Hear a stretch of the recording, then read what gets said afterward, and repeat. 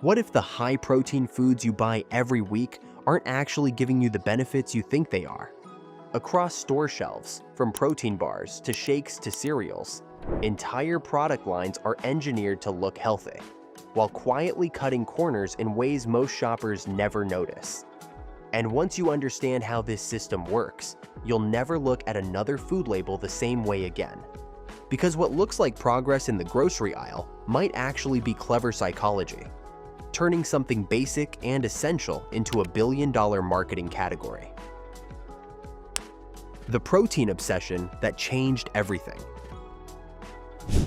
Over the last decade, protein hasn't just become a nutrient, it's become a symbol, a badge of discipline, strength, and self-control. The one macronutrient that escaped controversy. Sugar goes in and out of fashion, fat has been demonized, carbs are constantly on trial. But protein remains the golden child of modern nutrition. That shift didn't happen by accident. Fitness trends, weight loss programs, and influencer culture all reinforce the same message. More protein equals better health. Even people who never set foot in a gym started scanning labels for that single word. And once that mentality took hold, the question quietly changed. Instead of asking, is this food actually healthy? People started asking, how much protein does it have? And the food industry moved fast to give us the answer we wanted. They didn't have to reinvent food, just rebrand it. Cookies became protein cookies. Chips became protein chips. Sugary cereals came back in high-protein versions that promised energy, focus, and fitness in a bowl. From Kellogg's to new startup brands, everything suddenly had a numerical badge of virtue printed on the front. At first glance, it feels like progress, modern food adapting to what people want. But the more you look, the clearer it becomes. The ingredients didn't change much, the marketing did. Companies realized that as long as that protein number looked big enough, people wouldn't ask too many other questions. Because when you see 20 grams of protein, your brain automatically fills in the blanks. You assume it's healthy, efficient, worth paying more for. That's the silent power of the protein label. And it's what the entire system depends on. Once trust gets tied to a single number, everything else can quietly shift around it. The serving size illusion. You might think, sure, the marketing might be a stretch, but at least the numbers themselves are legit. And technically, they are. But how those numbers are presented is where things get slippery. Every label revolves around one idea that most people barely notice: serving size.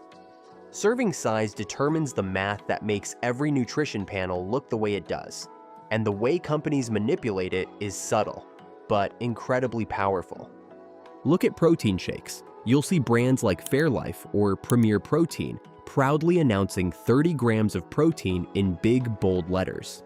Right next to them, you'll find another equally sized bottle claiming 15 grams.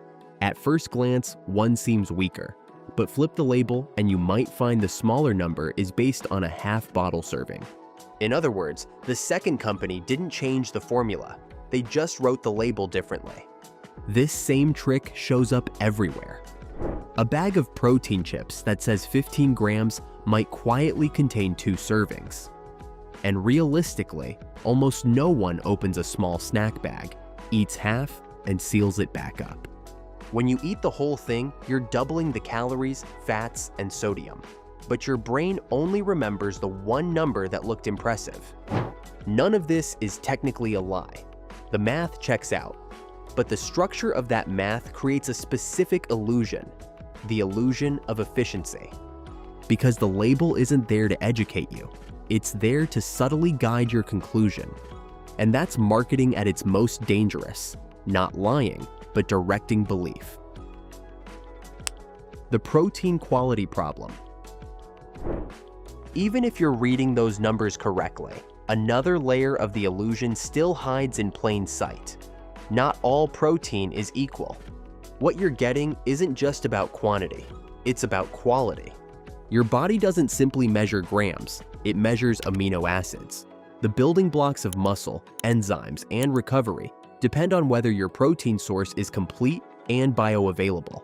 Whey protein, for instance, is considered a gold standard. It contains all 9 essential amino acids and is quickly absorbed. Egg whites are another excellent source. Collagen, however, is an entirely different story. It's popular and plentiful, but incomplete. It lacks several essential amino acids your body needs to repair and rebuild muscle tissue. Yet on a label, collagen's protein counts toward the total just the same. That means 2 bars, each claiming 20 grams of protein, could perform very differently once you eat them. Your body may effectively use most of the whey, but far less of the collagen. On paper, they match. In practice, they don't even compete. Why isn't that difference highlighted?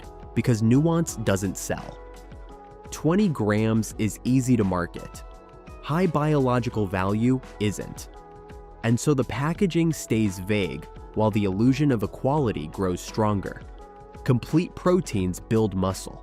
Incomplete ones mostly fill labels. The filler food disguised as protein. Flip most protein snacks over and the illusion starts to unravel even faster.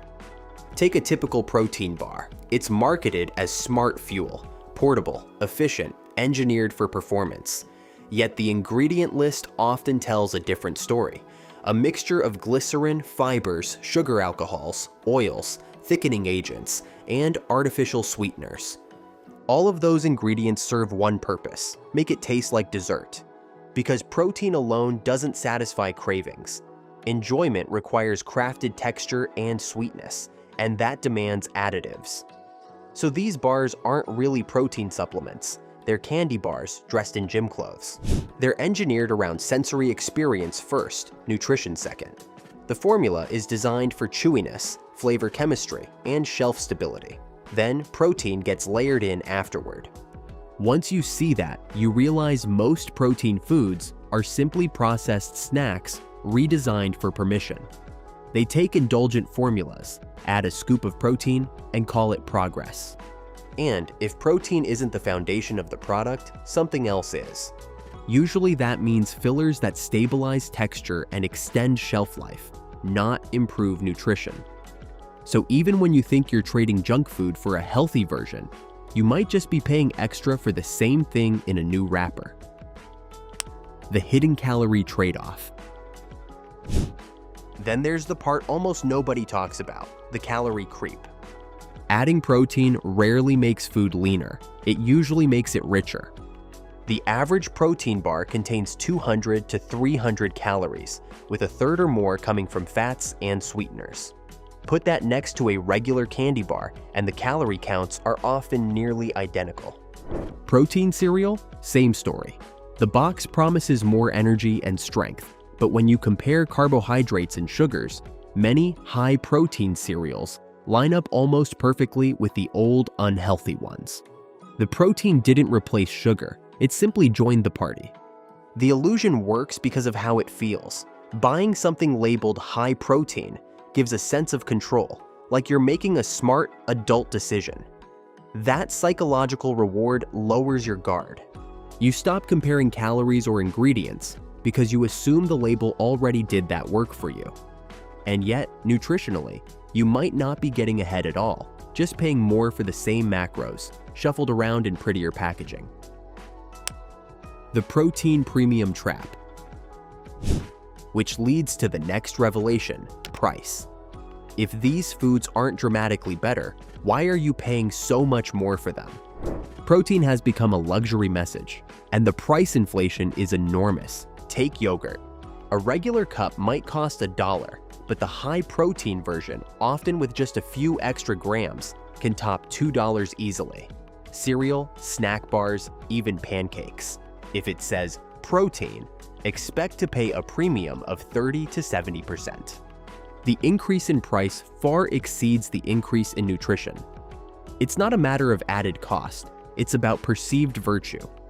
You're not just buying food anymore, you're buying the reassurance that you're making the right choice, that you're in control, that you're the kind of person who pays attention. Brands know this. They understand that the emotional lift of feeling healthy and empowered is worth far more than a few extra grams of protein. And once a food can tap into your identity, price becomes almost irrelevant. The protein premium isn't just a markup, it's a mirror reflecting back the image of who you want to be. The clean label illusion. By now, you might be thinking this is all a big brand problem. Corporate food, flashy packaging, endless advertising. But even in the natural and organic aisles, the places we associate with trust, the same strategy quietly thrives. Look around a health food store. Minimalist wrappers, neutral colors, calm fonts, short ingredient lists, the language of purity, grass-fed, organic, keto, clean. Everything about these labels suggests transparency and honesty. But marketing doesn't always shout. Sometimes it whispers. When you look closer, the same patterns appear. The serving sizes still shift. The protein sources still vary in quality. The balance between protein, sugar, and filler still favors taste over substance. It's simply been repackaged in minimalism instead of flash. This aesthetic, quiet design, plain language, creates a different kind of persuasion. It feels trustworthy because it doesn't look like advertising. You're disarmed by the design, then reassured by the tone. It's a remarkable illusion, selling the absence of marketing as marketing itself. Many clean products are genuinely better in some ways. Fewer artificial sweeteners, shorter ingredient lists. But the underlying pattern rarely changes. Taste first, protein second, everything else negotiable. And because it all looks honest, these products can command an even higher price. Perception becomes the new product. You're not eating the food you're holding, you're eating the idea of honesty. How the industry learned to sell trust. Behind the scenes, the playbook is simple. Step 1, find something people believe is healthy. Step 2, exaggerate it. Step 3, price it like a virtue. Each decade has its version. Low fat in the 90s, low carb in the early 2000s, organic in the 2010s, and now high protein. The pattern repeats because our psychology repeats. We want shortcuts that make eating feel like progress without forcing us to change much. Protein became the perfect trigger because it carries none of the guilt. It's associated with strength, fitness, and progress. So when companies push protein as both indulgent and responsible, we line up for it. We're not buying powdered mixes or cereal, we're buying narrative. And that's why even well-meaning brands end up following the same script. If they don't play the game, they disappear from the shelf. The 5-second protein test. So what can you actually do about it? How do you see through the noise without spending 10 minutes analyzing every label? Here's the 5-second protein test, a filter that cuts through the entire illusion. Step 1. Check the protein-to-calorie ratio. A genuinely efficient food provides roughly 10 grams of protein for every 100 calories. Anything far below that, say 4 to 6 grams, means you're mostly paying for fats, sugar, or filler, rather than functional protein. Step 2. Check the ingredient order.